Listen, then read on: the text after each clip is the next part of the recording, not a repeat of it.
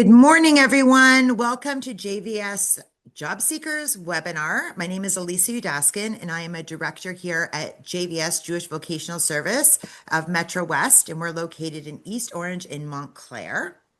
So JVS started in 1939, and what we do at JVS is we're a nonprofit workforce development agency, and we help people overcome barriers to finding employment.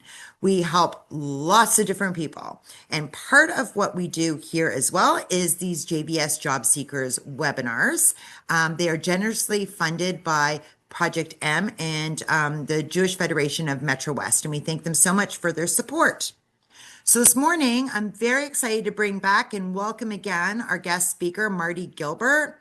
Marty is the founder and CEO of the North Shore Executive Networking Group, which is the largest job search organization in the U.S.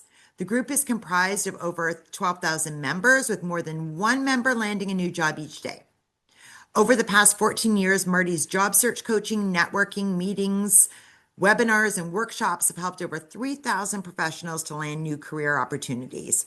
We are so excited to have Marty here again with us today and to talk about a topic which many of us have encountered, which is ghosting, and to help us, how do we deal with this? So Marty, over to you. All right. Well, great. Thank you.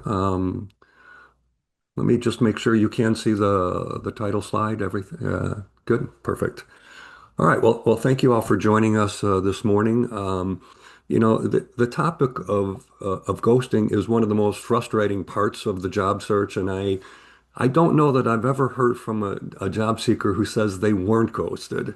But I think one of the things we'll talk about a few different areas. We'll talk about why ghosting happens. How do you really know whether or not you're ghosted? And then most importantly, what are some of the things you can do on the front end that may diminish the possibility of being ghosted? And then what can you do once you believe you've been ghosted to help, minimize some of the frustration that comes with it? So before I get into all of that material, I'm just going to cover a couple quick things about my organization because you're all welcome to join it. You've got a great organization, with Elisa and all of the staff right there locally. But it never hurts to be able to expand your horizons because we've seen plenty of, job opportunities that are local, that are hybrid, that are, entirely remote. And of course, the conduit to your next job is likely to come from somebody in your network. And you should all be connected to everybody within JVS and Metro West, in addition to other folks, because as you expand your network, and you don't have to know these folks, but when you expand your network and the number of connections that you have on LinkedIn, you are increasing your chances of getting found, and you are also increasing the visibility and the number of different people that you can see when you go on LinkedIn and do filtered searches. The membership at NSENG is absolutely free. For the last 7 years, we've been averaging at least one person landing a job every day of the week, and a lot of great things coming out of it. We've got a very active LinkedIn group, and you're all welcome to join it. You can just look up NSENG on LinkedIn, and you'll see there's always a thread of conversations going on, and it's a good place to virtually network with folks.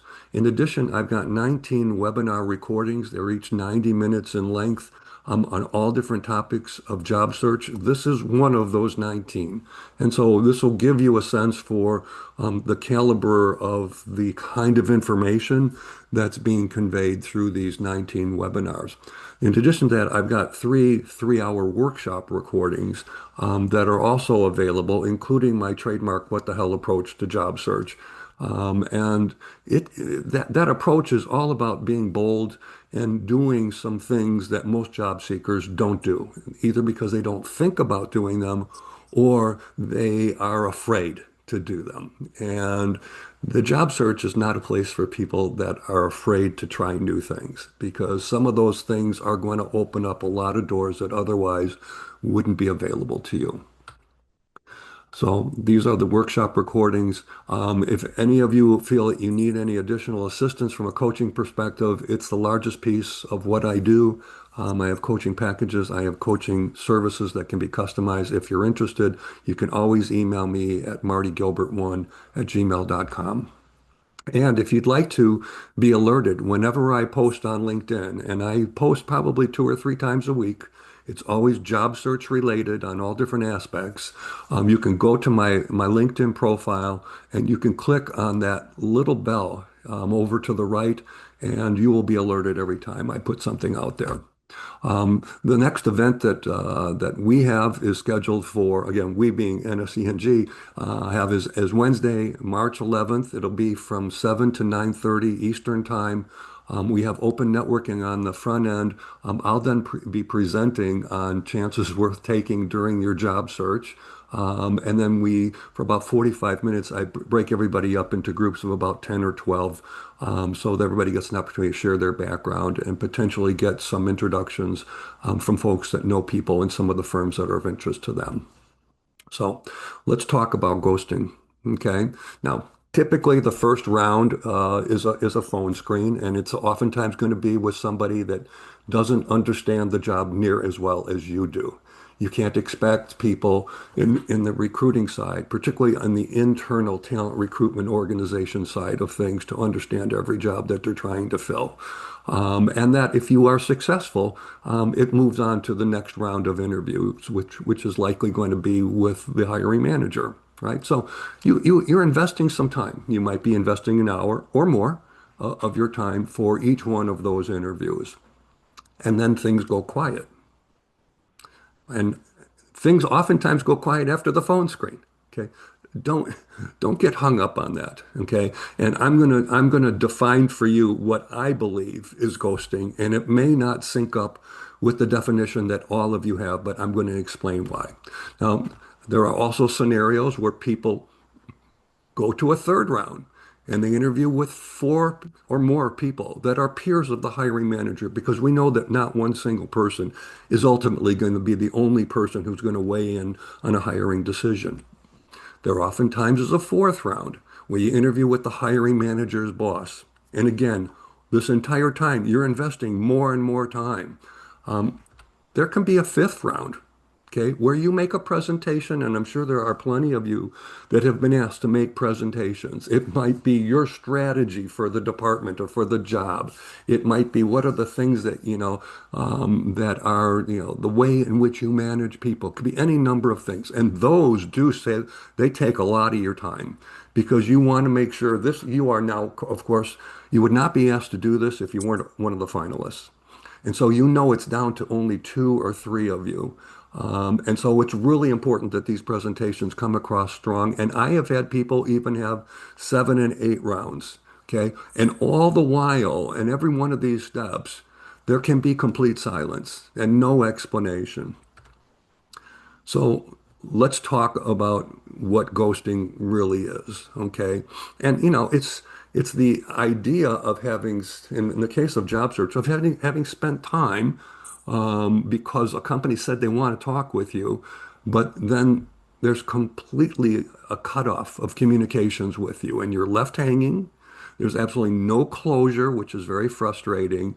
But for the purposes of this presentation, I define ghosting is if you've been through at least 2 rounds of interviews.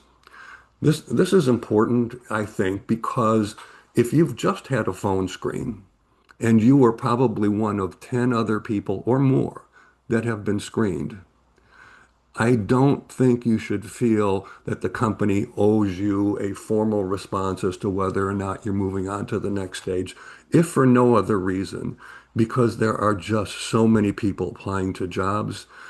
These organizations, inside talent recruitment, internal to companies, are getting overwhelmed with the number of resumes that they're receiving. It's one of the reasons why the applicant tracking systems and why AI agents are being used to screen out over 70% of all the resumes before any of them ever get viewed by a human being.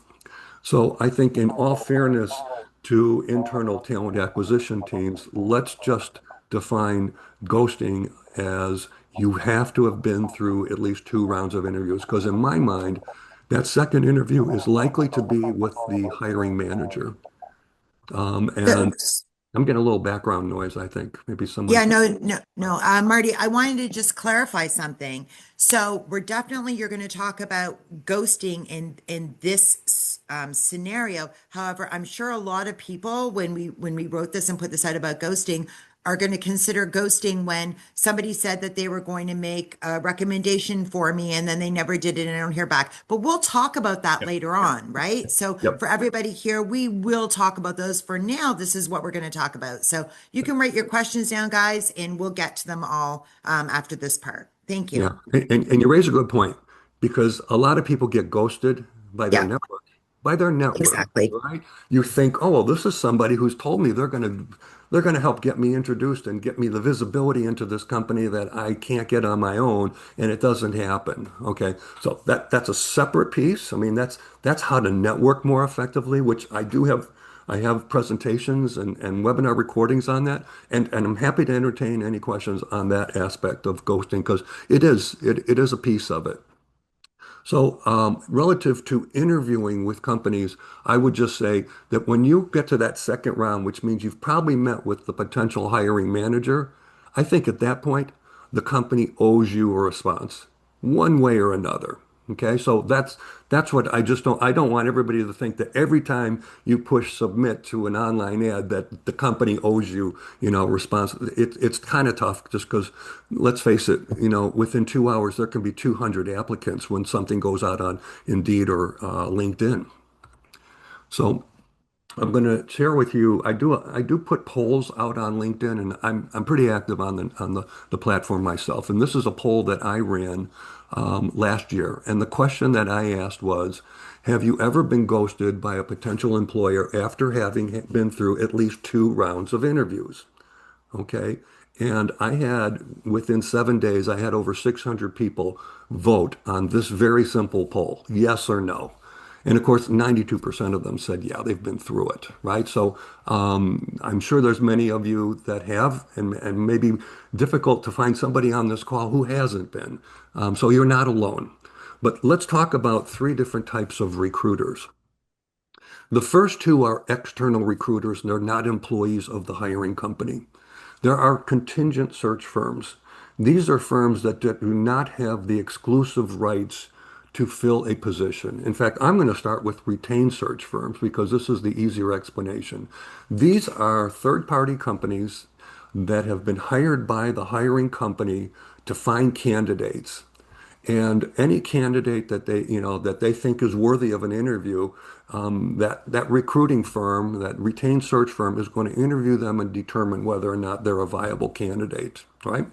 Now, that firm is going to get paid typically 33% of your first year's salary as compensation for the position that they filled on behalf of the employer. And they have the exclusive rights to filling that position, whether that position is filled by someone they find or someone that the client finds. So those are retained search firms, and these will be companies that some of you may be familiar with. Korn Ferry, Heidrick and Struggles, Boyden, Slayton, Russell Reynolds, Spencer Stewart. Retained search firms are really good, okay? But they tend to spend all of their time filling C-suite and VP level roles because they can't be bothered with these lower level positions when there's all this low-hanging fruit that can obviously mean for them a lot of money. And let's face it, hiring companies can't afford to pay 1/3 of someone's first year's salary for all of these much larger number of positions that might be manager level and below, because it just gets outrageously expensive. Now, contingent search firms are firms that are not retained. They do not have the exclusive rights to any position that a company is looking to fill. And oftentimes, what they are doing is they are shopping around bodies. They are taking people's resumes and they are trying to, in some cases, introduce them into a company with the hopes that maybe that company might take an interest. At which point, if that person does get hired by the contingent search firm, that firm might take 15 or 20% of the first year's salary. But be very careful with these organizations that whenever you get approached by an external recruiter, the first question you want to ask them is, are you retained or are you contingent? If they're retained, then you know what? That may be the passageway into that company. But if they're contingent, you want to tell them, I'm happy to look at any job descriptions that you may have for companies that you're working with, but I do not want you circulating my resume without my written permission. Because what can happen is if they take your resume and start sending it out to 20, 30, 100 companies, they've now raised your asking price by 15 to 20%, unbeknownst to you, because now a company, they've kind of taken ownership of you, and they are trying to market you. Now, the third types of recruiters are folks that are full-time employees inside a company. These are folks that typically sit within the internal talent acquisition or talent recruitment organization, and this is where the large part of the majority of the frustration comes from. And this is where, we'll probably focus a lot of our conversation. So a couple facts that I want to share with you about ghosting, okay? And I'm going to go through these real quick, okay? And again, these are all based on quantifiable surveys that have taken place over the last year and a half. One is that 75% of job seekers say they've been ghosted after having had an interview. Whether that's after one or two rounds, I don't know. They didn't quantify that. Most job seekers say that COVID was not the reason for being ghosted. Okay. Only 27% of U.S. employers believe that they've never ghosted a candidate. 40% of job seekers believe it's acceptable to ghost an employer. Okay, it's the flip side of this conversation. And 10% of job seekers have been ghosted after having even received an offer. Okay, so the reason why this one's important is that I do have stories of people who have been made an offer and they show up for their first day of work only to find out that the hiring manager that made them that offer and that they accepted has left the company. And now the new person who's taken that person's place says, I'm sorry, but we don't have a need for this position. So you got to be very careful, particularly if you are currently employed, that if you should accept an offer, be awfully sure and confident and have something in writing that says that they are going to put you on the payroll as of such and such a date. And that written document can serve as, I don't know if it's legally binding, but certainly it will have a lot more bite to it so that you have some grounds to say you're not being treated fairly. But it's not unusual. It does happen. Granted, it's an exceptional case, but there are exceptional cases that take place. Now, the impact is tremendous, right? You get frustrated, you get a lot of anxiety, it builds up more and more stress. You start to lower your expectations, you start to think less about yourself. And unfortunately, some of those emotional feelings start to come through as as a part of your job search. You become feeling defeated to the point where you begin to wonder, am I ever going to find a job? Because the one question that nobody can ever answer to any job seeker is how long is it going to take?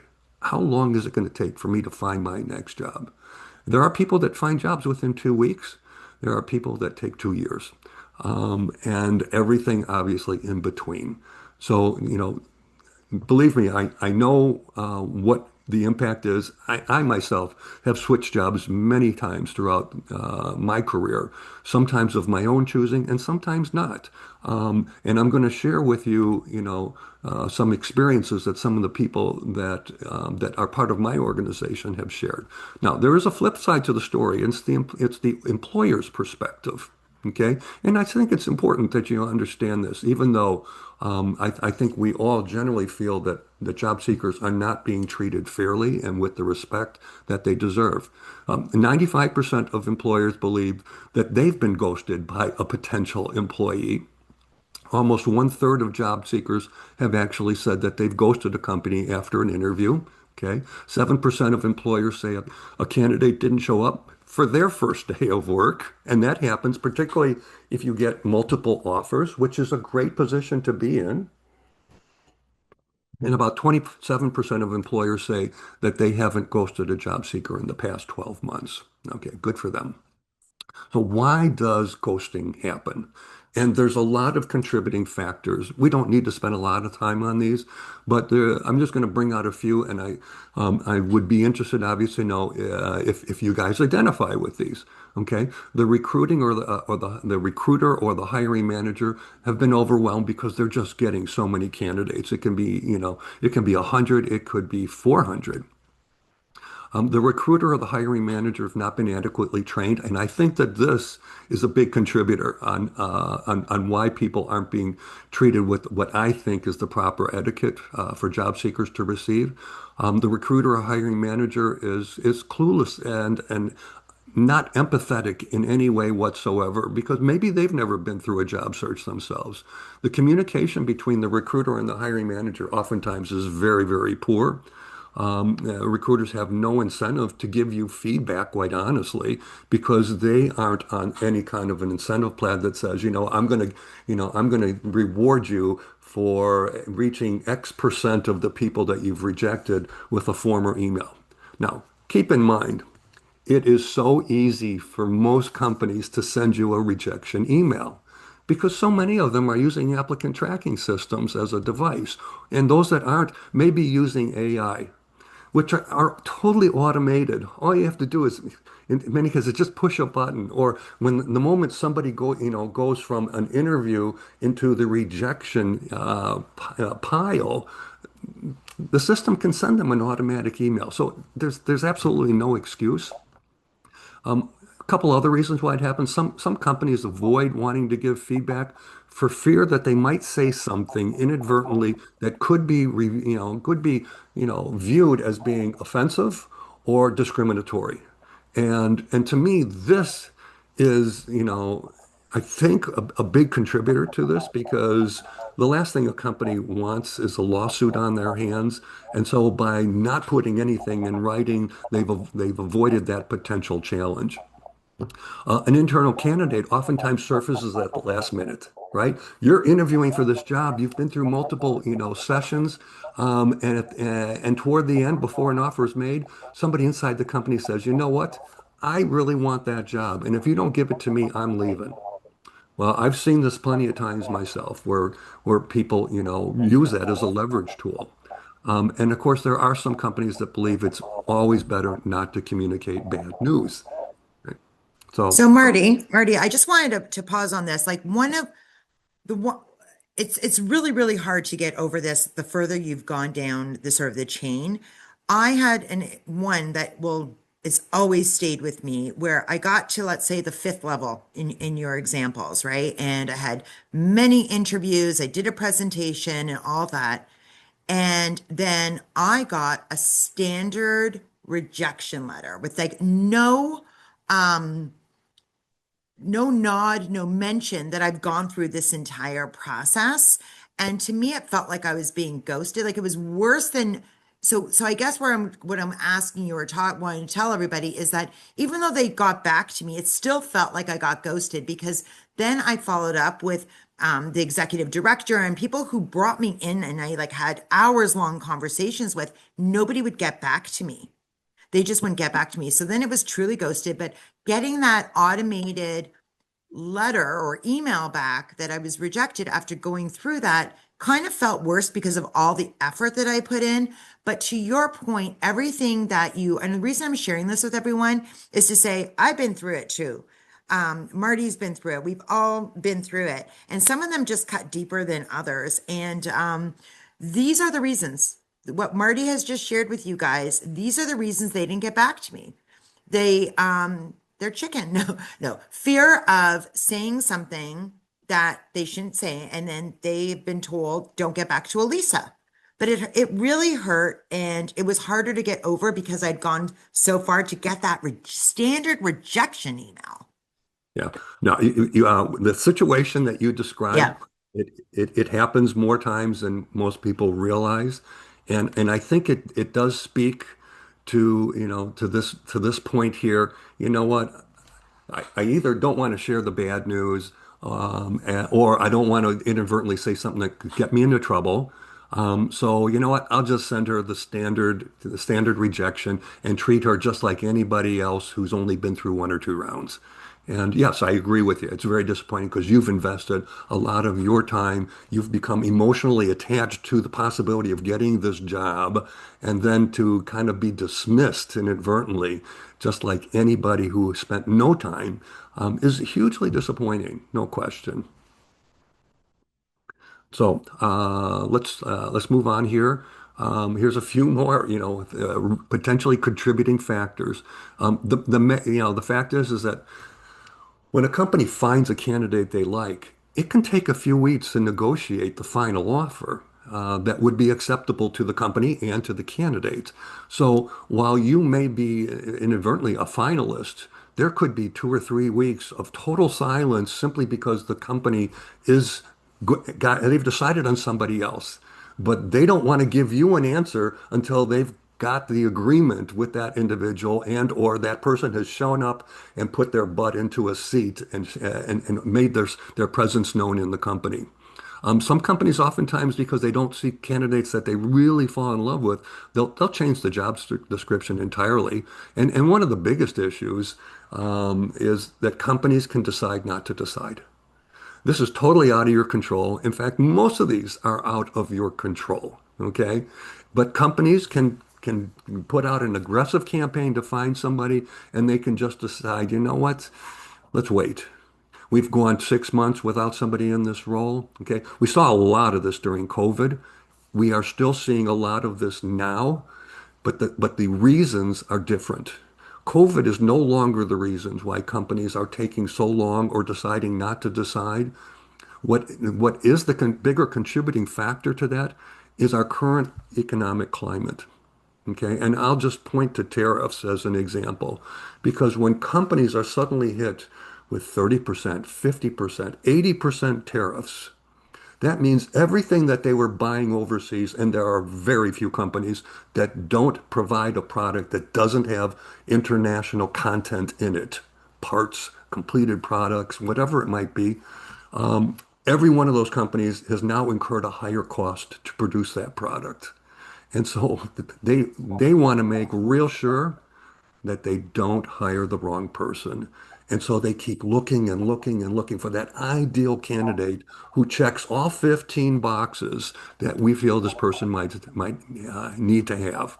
And and if you hire the wrong person, it's very costly. And go ahead, Elise.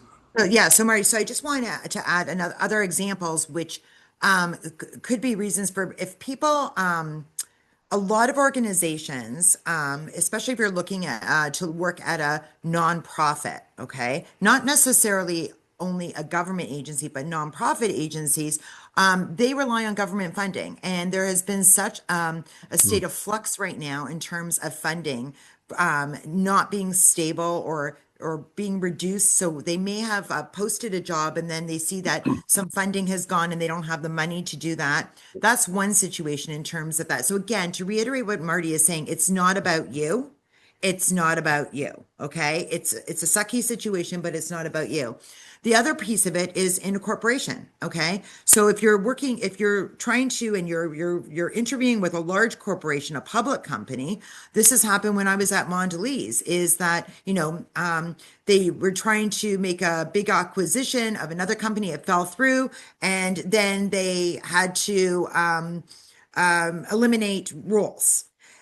So many things can happen. You could be like when Marty was saying about be giving it, getting an offer or going down a track of being interviewed, that position may not be viable anymore for the organization. So again, it's about like, as you're listening to this presentation and Marty, try hopefully that, you're understanding these things, why they're happening. It's not you, but Marty's going to share how you can sort of mitigate it and just stay stronger and keep going.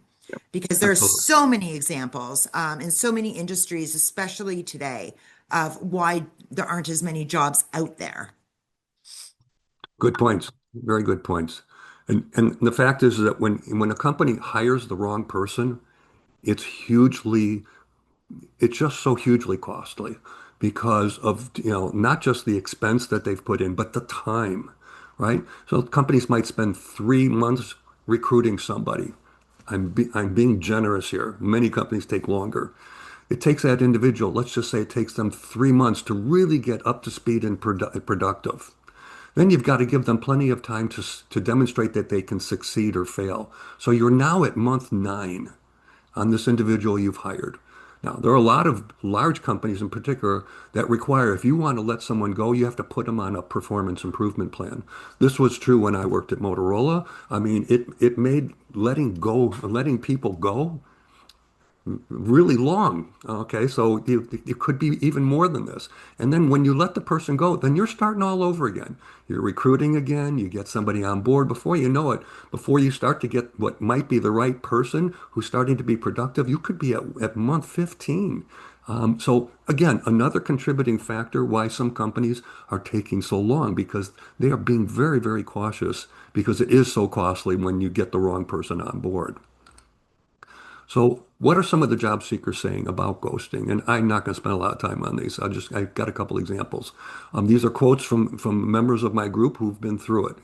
I've sometimes been through 5 or more rounds of interviews and then asked to create and make a 30-minute presentation to a panel of my perspective about my perspectives of the job and what I was interviewing for. I never heard back from the company on whether or not I was still under consideration. After several months with 6 different people in the firm, I was told that I would be receiving an offer by the end of the week. That week came and went. I emailed to find out what's going on, and no one ever returned my email. I invested a lot of time and can't get the courtesy of a yes or no. What's wrong with these people? And I'll just go on to this very last one. I had 3 rounds of interviews with the current CEO, his direct reports, and the private equity investor of a cellular phone company. After 5 weeks, they flew me down to Indianapolis to present me with an employment agreement to become the new CEO of the firm. When I landed in Indianapolis, I was told to turn around and fly back to Chicago because something had changed. What changed? I never knew. Weeks went by. I reached out several times and never received an explanation. Now, I can identify with this because this is one of my stories. This happened to me. And I'm sure that all of you have, some pretty awful experiences that you've been through. This is not intended to make you feel any better. I do want you to know that you're not alone, that ghosting happens far more than anybody probably imagines. But let's start talking about what you can do to improve the situation. And I'm going to cut this into 2 sections. One is things you can do on the front end before you even know that you've been ghosted. And then we'll talk about once you believe you've been ghosted, what you can do, right? Now, so these things are all in your control. And this is important. So we've got about, and I forget if it was 15 or 20 some that I'm going to go through here. The first one is you've got to set the right expectations for any job that you're setting up front. So just know and accept the fact that the job search is always going to be filled with peaks and valleys. There's going to be plenty of disappointment. Don't let one single job drag your entire motivation and attitude down because there will be plenty of disappointments. Many internal talent acquisition teams are just not good at following up. And many of them are not good at recruiting. I can tell you on so many occasions, the best candidate does not always get the job. The best candidate does not even get an interview a lot of the times because there's such a flood of paper coming into these companies that once they get 50 or so, candidates, they may put the rest of them on hold. That's why speed is so important on the front end to get your resume and your cover letter in there. But they just don't take the time to follow up. Remember that this is just one opportunity that you're going to come across. There will be plenty more that you can create, and always have multiple opportunities in your backlog. You all need to act like sales and marketing folks, right? The marketing piece is that you need to think of yourself as a new product launch, right? Positioning, packaging, messaging, and targeting. We do those for new products, and I've had the opportunity to introduce some really great products during my career. You need to think about yourself as a product and do all those things for yourself. So if things don't work out with this opportunity, You got to always have, as a good salesperson, other things in the hopper that you're working on. So don't let one, don't put all your eggs into one job basket because there's so much competition out there. You got to have multiple things going on constantly. The second one is you should always be leveraging your network for introductions. Okay. Your network is one of your greatest assets. It's important to have a lot of LinkedIn connections. I'll explain why. I myself joined LinkedIn back in 2004. I have 30,000 LinkedIn connections. LinkedIn has told me I am not allowed to have any more than 30,000 connections. That's the max. I do not know at least 27,000 of these people. I will never meet them. I never have met them. But every one of them brings potential value to me, either because of who they are or who they know. This is the value of second degree connections because the number of second degree connections dwarfs the number of first degree connections that you have. These are people that are connected to someone that you are a first degree connection with. The more connections you have, the more you can see when you go on to LinkedIn looking and doing filtered searches by company, by industry, by geographic location, or by people's job functions. You will always get bigger and better results when you have more and more LinkedIn connections. Candidates that get referred into a company have a much greater chance of getting an interview and ultimately a job offer. Think about this. More than 70% of all the hiring that takes place in the United States does not take place because somebody responded directly to an ad on LinkedIn or Indeed or ZipRecruiter, CareerBuilder, any of these websites. 75% of all the people that get job offers are getting those offers because they were referred in by somebody inside a firm. They network their way in. Now, you may not have a lot of first degree connections that are working necessarily in the firms that you are interested in, but you are much more likely to have many second degree connections who can be the conduit and that champion inside a company, which means you just need to find somebody in your network who's connected to somebody in company ABC who can make that introduction.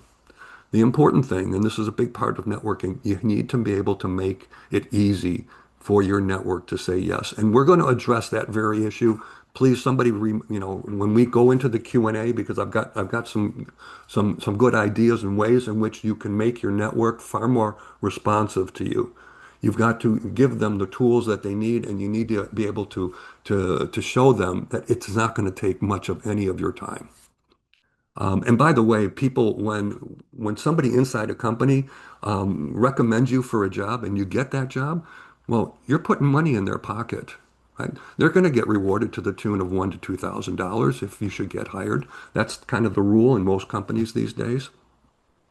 Network candidates always end up becoming better candidates, and they become longer term employees because who better can decide whether or not somebody is a good potential candidate for a job to be filled than people who are currently working inside the firm because they know and understand how this company works. And so the people that they recommend have a higher priority. And you've got to be able to use the connections of feature on LinkedIn. This is an incredibly valuable feature. It applies to anybody who you're a first degree connection of. And so, for example, if you're connected to somebody who has 10,000 LinkedIn connections, you don't have the time to go through 10,000 of their LinkedIn connections. In fact, LinkedIn won't even let you do that. But if you know how to use the connections of feature, you can filter on all 10,000 of their connections. And within literally 30, 60 seconds, you can filter it down to, I want only people that are located in the state of New Jersey, that are in healthcare and telecommunications, that currently are in marketing or are in sales. And so this filtering process takes it from 10,000 maybe down to six, which are going to be six people that are absolutely your target audience. And so This is a really important feature, and I've got a 3 hour session on LinkedIn on how to access not just that feature, but many others like it. The third one is email cover letters. They are so valuable. And I can tell you, just, I mean, studies will show that only about 38% of job seekers bother to write them. And I'm talking about an email, not really a separate cover letter, unless you're applying to something online and they allow you to upload a second document. But for all intents and purposes, it's a cover letter with an attached resume. 38% of job seekers don't write them. And I know why they don't. They tell me it takes them 1 to 3 hours to write each one in a customized way. And my response to that is, I can teach you how to write highly tailored email cover letters in less than 5 to 10 minutes. And so I've developed a methodology for making these really fast, but highly customized. The fact is that 83% of hiring managers like to see these emails because they enable themselves to see how well do you communicate, that you very from a very positive standpoint, it says this person's proactive, they really want this job, and you've now identified some key things in your background that tie to the key requirements of the job. And these are the key aspects that you need to use in a well-written email cover letter. Identify in the job 3 or 4 of the most important requirements of the job. Identify things that you've done in your past that demonstrate that you've been there, you've done it, and you've done it well. Now, the key to this is how do you express that in no more than 2 lines of copy? You don't want it to get too long. So you take the categories, maybe there's 3 or 4, and under each category you give an example from your past. And what you need to do, what will help you write these, is identify what was the challenge, what were the actions you took, and what was the impact or results of your action. And the key is to get it down to as few words as possible, but to demonstrate and tell the reader exactly how you've made an impact in the company. And you tell them up front, I'm not giving you everything. I'm just going to give you 3 examples. I'm going to give you 4 examples that align with some of the most important requirements of your job. When you do this, you make yourself a much stronger candidate. You stand out. You get the visibility because you're sending this email not to one person, not to two, not to three. You're sending it to 4 or more people inside the firm. You might send it to, certainly if you can identify the hiring manager, but I would send it to multiple peers of theirs. So if you're going after a sales position and the future boss might be the VP of sales or the director of sales, I would then send it to the person who might be the director of marketing, director of operations, director of product development, director of finance. These are folks that are very likely to be a part of the interview process. And if they're not, that's okay. But what's nice about sending it to multiple people, and you tell these other folks, I realize you're not the hiring manager, in which case I would appreciate if you greatly if you would just take my email and my attached resume and send it on to the hiring manager on my behalf. People want to get these kinds of emails off their plate. So they're either going to delete it, but in many cases, they will just go ahead and forward it onto the hiring manager. That's a home run. You want that. It gets you the single most important thing in your job search, and that's visibility. Without visibility, people don't know about you or what value you bring. And this short little email does absolutely that. And it opens up doors in a way that a resume and a LinkedIn profile can't because they typically have so much content and the reader has to decipher, does this person fit or not? What that email cover letter is doing is it's saying, I absolutely fit, and I'm just going to give you 3 small examples here of why I'm a strong candidate. And this will get you a lot more activity. So your message can get over to the hiring manager and other influencers. And by the way, you do this when you want to go after the hidden job market, and you all should be going after companies that do not have advertised jobs. There are far more companies that have jobs that are not advertising them than companies that are advertising them. A lot of companies have chosen not to spend the money on advertising because Well, I've got 1,000 employees. They can all make recommendations, which reverts back to the whole referral and internal advocacy. But what's great also about, sending notes out to these companies is that while they may not have an opportunity for you because they just don't have a position, they now have the mechanism to forward your email to many people they know outside the company that might be a fit or might be looking for someone like you. Again, a way to help eliminate potential ghosting. One thing is you got to make sure you're ghosted. So, have you been through at least 2 rounds of interviews?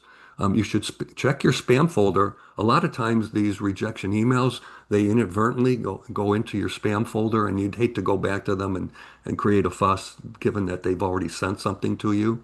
Um, where are they in the interview process? Okay, because did you ask that important question up front? Can you describe to me what the process is for the interviews? What are the steps and the likely timeline? If you don't ask that question up front, then you know you're basing it on what you think should be the acceptable process and timeline. But you should ask them that up front during that first phone screen, and if you get a second interview, ask that the hiring manager as well. It will help alleviate some of the tension and stress that comes when you start to face silence. How much time has actually passed since you applied? Has the recruiter or the hiring manager potentially been on vacation? They may have scheduling problems, and this is a lot of what happens. Trying to schedule multiple interviews with multiple people just elongates the process, and they may have trouble reconvening as a group to talk about their top 3 or 4 candidates so they can get everybody's input simultaneously. Number 5, okay, questions to ask during the interview that you might have with a hiring manager. And I'm going to step back one step further. Before you have when you have an interview with a hiring manager, there's a really important question you need to ask before the interview even starts. Before the interview starts. So you're sitting in the room, you and the hiring manager or the hiring manager's boss. And the question you want to ask is, can you just tell me real quickly, what do you think are the 3 biggest challenges facing the individual who's going to be moving into this role? Many people will answer that question because interviewers like to talk and they like to talk about from their expertise. This is my opinion. It makes them feel good. So when you ask that question and you get the answer of the 3 most important aspects of this job, you now got the answers to the test. And you can pivot back to those 3 things throughout your conversation because you always need to come into an interview fully prepared. You've got to have stories that align with each of the most important requirements of the job. And then these are some questions that you want to ask, particularly of the hiring manager, when you have your opportunity to ask questions, which typically doesn't come till the very end of the interview. But are there any topics, that you wanted to cover that we haven't yet addressed? This is an important question because just like a phone screen, they've got their own checklist. And, as they're going through the questions with you, they're checking off whether or not you adequately address them. And if there's anything that you didn't, you want to have one more opportunity to make sure that you've got that box checked. Can you tell me, what the next steps in the timeline are? Is there any reason, and a lot of people are uncomfortable asking this, but you absolutely should, is there any reason why you wouldn't move me forward to the next step in the interview process? Okay, you've been through 2 interviews. The second interview, particularly, was with the hiring manager. Is there any reason why you wouldn't think I'm the kind of candidate that you want to move forward? Because if you don't ask this question and weeks go by and it's silence, you have no idea whether or not you're still in the running. Ask them. And nothing wrong with saying, would it be okay if I follow up with you in a week? The response is either going to be yes, or it might be, you know what, it's not necessary because we've got 3 more weeks of interviews ahead of us. It gives you some sense of a potential timeline if they didn't address it during this earlier question. But these are all very respectable questions to ask. Number 6, always send out follow-up emails after every interview, even when it's with a phone screener. Okay? It can only help your cause. It will not diminish your candidacy. It shows that you really want the job. You're enthusiastic about it. It demonstrates your initiative, that you're proactive. It shows your writing skills. Your email is going to get passed around, and it's going to serve as a reminder because in that email, you're not going to just thank them for their time. And I see plenty of follow-up emails that simply thank people for their time, and I'm really excited about the opportunity. No. Make sure that you include three of the most important requirements and underneath each one, a short two-liner that describes something from your background that aligns with those key requirements. This will serve as a reminder, to the hiring manager and other people that you've interviewed with, again, for their discussions after the fact when they start to think about, okay, who are going to be our favorite two or three individuals? But this is a great tool, and it's an important one. So Marty, on that point about the follow-up email, the email, I agree with you. You should always do it, but there's a couple of reactions that you could be getting. One is if they write you back and say, yes, it was great meeting you too, your hopes could get up higher than they should be. But then the other part, if they don't get back to you, you're like, oh, that was a waste of time. They ghosted me or whatever. So what I wanted to say is from like a hiring manager perspective, okay? I want to say and acknowledge it, right? Like I want to acknowledge that they wrote me. It doesn't mean that they have a better chance, but I want to be polite and do that. But then also I know that some people don't write back to those because they don't want to get their hopes up or anything like that. But it doesn't mean everything I just said, they are still reading it. So everything I said about your reaction, if they write you, you're, oh my God, I got a reply. If they don't write you, oh my God, there's no way. Okay, you know what, guys? No matter what, do it because they are reading it and they are passing it on to other people. Would you agree, Marty? Absolutely. And you're not writing it with the hopes of getting a response back. You aren't. Have to say that. Think Yep. of this as a marketing tool. This Yep. is a way to further market yourself, remind them of the reasons why you are a candidate, that they should be moving on in the process because you have done the following three things as an example, and that's why. And so, and here's the example email, right? I just wanted to thank you for taking the time to meet with me regarding the account executive role. I'm very interested in the position, believe my experience aligns with the requirements of the job. As a brief reminder, here are a few highlights from my background that tie to the opportunity. Account management, new business development, and channel partner management, and a brief example. Okay? These are not long drawn out sentences or paragraphs. It just serves as a reminder that you are well experienced in each one of these. And again, you're not saying that this is everything that I've done. I'm just giving you a few examples. Should you have any questions, please don't hesitate to reach out to me. I hope I'll have an opportunity to share more about my background in the weeks ahead. This to me is a follow-up email that is far more effective than just saying thanks for your time.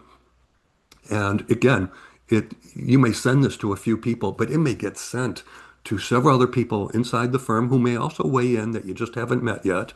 And that person who received it can send it to some friends outside the company and say, hey, here's somebody that if you guys are looking for, a good salesperson, hey, this is somebody you might want to consider. And you can reattach your resume to this.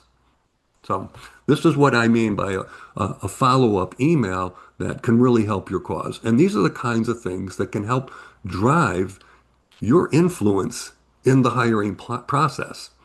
And so, again, I think it can help you on the front end. All right. Nothing wrong with calling the hiring manager. Don't call the recruiter. You got to hire the person who owns the budget, can make the decisions, or can influence decisions. And that's going to be the hiring manager. And remember, we said the assumption is you've already been through the second interview, which is likely to be with the hiring manager. So you want the person who has these characteristics. And it's an easy call to make. And I know a lot of people are very inhibited to make a call like this, but it's important because people are more reachable today than ever before via the phone because there are still so many people working remotely or either in a hybrid situation, which means they've got their laptop and their phone sitting right in front of them. And oftentimes when you call into the main phone number, it may have an automated, voice response system that says put in the first three letters, the person's last name, and guess what? Your call is going to get immediately forwarded over to their cell phone if they're working from home. So here's how that conversation goes. This is John Smith. As you know, I've been interviewing for your operations manager role over the past 6 weeks. I'm calling because I'm very interested in the opportunity, but haven't heard anything since my last interview 3 weeks ago. So obviously a lot of time has passed. So I was just wondering if you've made a decision or might have an update that you can share with me. It's not abrasive. You've dedicated some time, in this case, fair amount of time, and you're just asking for an update. It's not to me, it's not a turnoff. As a hiring manager, it tells me this person, is still in the game. They want to be here. And you know what? They took the time. The chances of you getting a response, I think, are pretty high. I just have found, and people that I've coached have found that they get good response from something like this. Again, trying to alleviate your tension, your stress, your wondering, and get some sort of response that might give you some closure, or at least let you know they're still in the process. Number 8, go back to other interviewers in the firm. Okay. You've probably interviewed with multiple people if you've been through 2 rounds. It may not just be the phone screener and the hiring manager. You may have, had other rounds where you've interviewed with that person's peers. Okay. But go back to the other interviewers as well. If you're not getting a response from the hiring manager, they may not be aware that a decision hasn't been made yet. Okay. Again, particularly in large companies, they're so guilty of this because there's just so many people and things become so bureaucratic that things unknowingly get halted. Maybe they thought that you already received an offer. Okay, and you haven't. They could become an advocate for you at the same time if there's somebody, particularly if you connected with that person during the interview and you felt some chemistry. Well, that's a great person to go back to ask them, if they have any feedback on what's going on, because they might be able to share some information with you that could be of value. Number 9 is a one last email to the hiring manager. I'm going to give you a couple examples here. Okay, again, here's an email you could send back to the hiring manager. You've been through a few rounds, right? I'm just writing because I sense that you may have decided to move forward with another candidate for the director of marketing role, right? So you've invested 2, 3, or more rounds, right? But some time has passed and you haven't heard anything, right? You think you've been ghosted. If that's the case, I'd like you to keep me in mind for other opportunities that may arise. I'm very interested in your company and believe I can offer a great deal of experience in the following areas. Boom. Should things change on your end, please feel free to reach out to me. All the best. Now, what might happen from this is that the hiring manager you sent it to might say, hold on, we haven't made a decision. Great, that puts my mind at ease. I'm still in the running. At the same time, you might hear from them say, hey, we really I enjoyed, spending some time with you, and I'll keep you in mind for other opportunities that may happen. But if you don't do something like this, you're just going to be agonizing over what really happened here. So this is a really easy email to send, just as that phone call is easy to make, but it can help provide some sense as to whether or not you're still in the running. Here's another example. It's been several months since my last round of interviews on June 15th, and I remain very interested in the company and the role of finance manager. However, if you are not yet convinced that I'm the right candidate for this role, I'd be happy to consider taking on a project you might want to have completed, but just don't have the resources to do it right now. As a reminder, here are a few areas that I'm happy to discuss with you. Mention a few of them. I welcome your thoughts. This is a good approach because it shows that you're flexible, that you're willing to take on a consulting or project. Okay. And many companies, because the whole hiring process gets so long and drawn out sometimes, well, the work isn't getting done and it still needs to get done.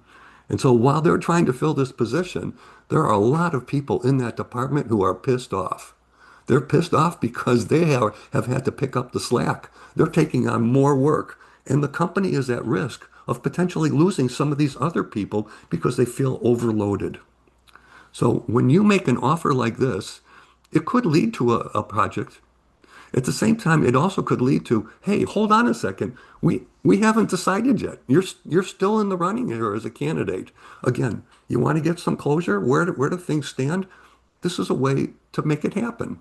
And again, being open to a project or a consulting arrangement could be a way to get a foot in the door. And I've done it myself. I've coached many people that have done this, that they take on some project work. And if the company likes the work you've done after several weeks or a couple months of completing the project, one of the things they oftentimes do is transition you into a full-time role. So this may be a two-step process. Elisa? Marty, there are a couple of questions specifically to this. Are you recommending that to take it without being paid? You always get paid. Ah, You always get paid. Absolutely. You don't. This is not a charity. No, no. And that's one of the reasons why you offer this. Because let's face it, if they had somebody in this role, they'd be paying that person. They're going to get you at a discount. But whatever you decide is your rate. Okay. And I encourage people, don't charge by the hour, charge by the project. When you charge by the hour, whether you charge $50 an hour or $550 an hour, it's always viewed on the receiving end as it's too much money because they're just thinking the clock is ticking every time, every day goes by, there's dollars. But if you can decide through a statement of work, this is what I'm going to do and this is what the project will cost, it puts that issue aside because they know exactly what the money is. They can tell you, you know what? I've got $3,000 to spend. Great, for 3,000, I can do this and this and this. You know, and I think it's a great approach and it shows you're flexible. Any other questions on that or anything else come up? I do have quite a few people have questions as you've been going. So tell me when Okay, you're ready to open up for got a few questions. more. We got a few more to go through here. I'm going to I speed know. up the process a bit. And I'm not going to interrupt you anymore. No, that's okay. Um, Here is an email that I recommend that you do not send. And some people choose this path. As you know, I remain very interested in the operations director role that we've discussed over the past several weeks. I'm writing because I received an offer from another firm, but your particular position is of greater interest to me. So if you should happen to make a decision on the preferred candidate over the next 3 days, please feel free to let me know. I don't, I think it's a dangerous move, and here's why. The company may view this as you're trying to paint me into a corner. You're trying to pressure me into a decision that I'm not currently ready to make. And the fact is, when you send this, and if they haven't yet made a decision, you've just eliminated yourself. You've eliminated yourself. You said, you know what? I'm out. Because if you don't come back to me within 3 days, I've moved on to this other company. I've moved on to this other job. And the last thing they want to do is tear you away from a new job because you come across disingenuous. And the fact is, you can accept a job. And the job you really might have really wanted might come through 4 weeks, 6 weeks, eight weeks later. That's okay. And if you decide, you know what? I'm going to leave and I'm going to take that better job. That's okay too. Okay, there are plenty of companies that are laying people off today for absolutely ridiculous reasons. There is no loyalty that exists anymore like it did 20 or more years ago, where people stayed in a company for 20, 30 or more years. Those days are over. And so I would not recommend taking this approach because the hiring process might take far longer than you could have ever imagined, and maybe it comes through later down the road. Number 10, getting ghosted may have done you a big favor because it tells you a little bit about the company's disorganization. their inability to make decisions. They may not empower their people or the person that you're going to be working for. Don't have the sense of urgency. Things may be going on in this company. Maybe there's a merger and acquisition going on. There might be layoffs coming. Any number of things that could be contributing to this, but it could be a red flag to say, you know what? Not a place where I want to work. And of course, you can always see commentary on most companies on Glassdoor, which is going to be filled with a lot more negative responses than positive ones. That's to be expected. But you could always glean some potentially very valuable information from some of these remarks. Number 11, don't take these rejections, or more importantly, the ghosting, don't take it personally. It's just the way these companies work. Okay. It's not a reflection that you can't do the job. Okay. If you clearly are qualified, okay, there may have been 100, 200, 300 other candidates. They may just be so buried. And like I said earlier on, the best candidate oftentimes doesn't even get an interview because they've come in too late into the game, or somebody surfaced at the last minute. These things, they are out of your control, but you need to accept that these might be the contributing factors. This is why you got to have a backlog of opportunities always in the hopper,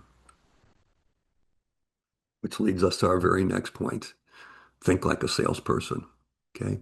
And when you are told that you're going to get an offer, don't take your foot off the gas. If anything, speed it up because the goal for anybody in a job search should be to get multiple offers at the same time, if you can, because then you can play them against each other and you can increase your value because you come into, and you should always negotiate every offer.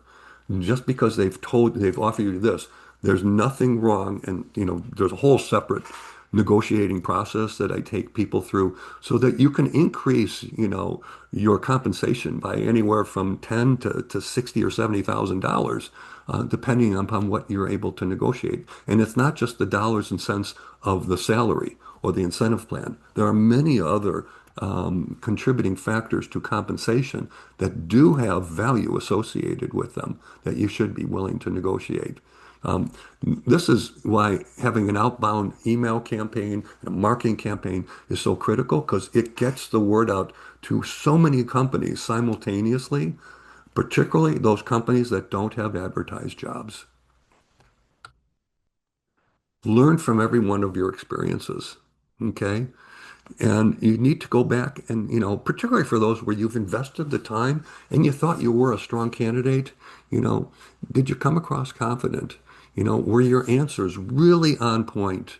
Did you demonstrate that you understood what was going on in the company, in the industry? And by all means, do mock interviews.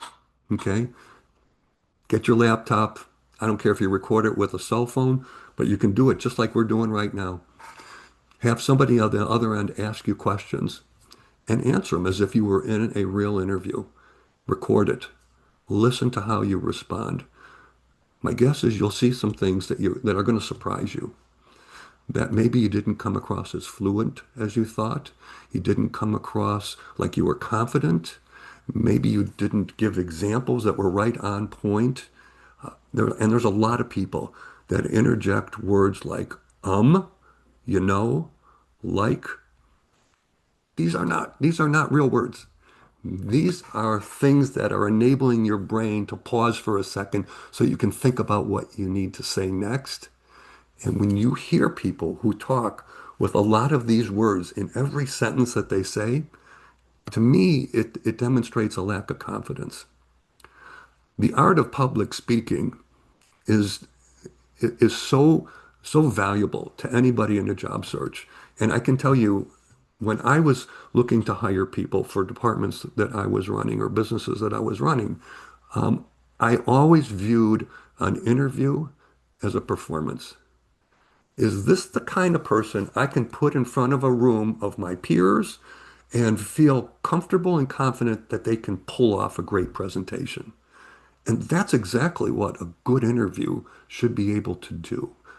exude that confidence from you to the person on the receiving end. And doing, recordings of yourself will help you understand where there are some potential weaknesses.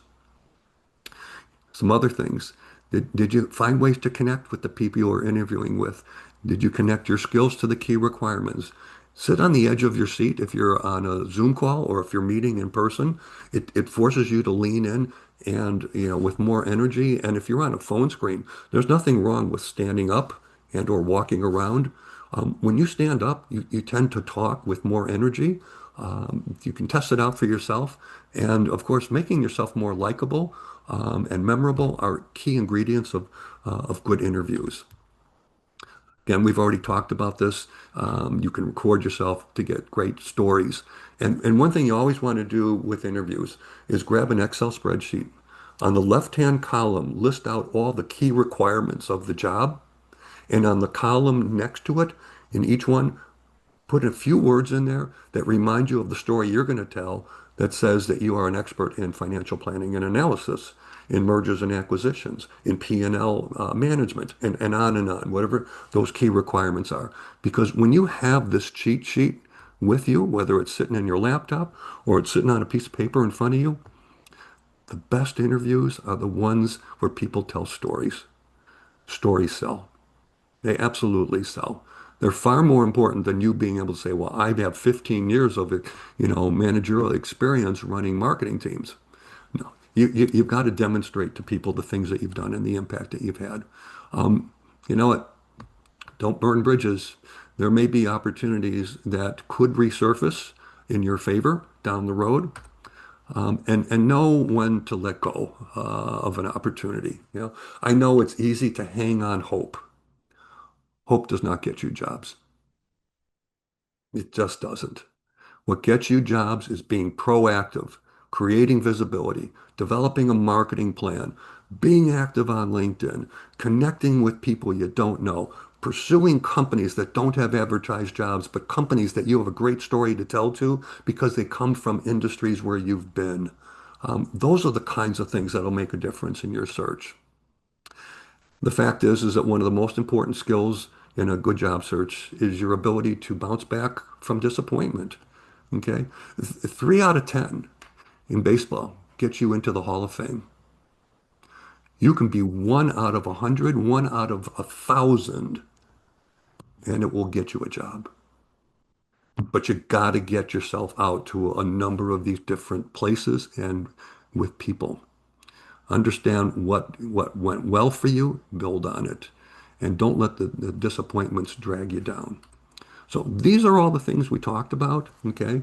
The 5 items that, you can do before an interview even takes place to help diminish the chances. And I think diminish is the right word here, because we can't totally eliminate ghosting, but we can do things that are in our control that can help lessen the chances of being ghosted. And then when you do think you've been ghosted, there are things that you can do to help provide you with some information as to whether or not you're still in the running, where they are in the process, or, oh, you know what? Game over. They've made a decision. And those are important things to know and understand. And it doesn't take, in my mind, an extraordinary effort on your part to get and glean that information from the right people. So a couple quick reminders, and we'll open it up to some questions, Elisa. Wednesday, March 11th will be the next NSENG event.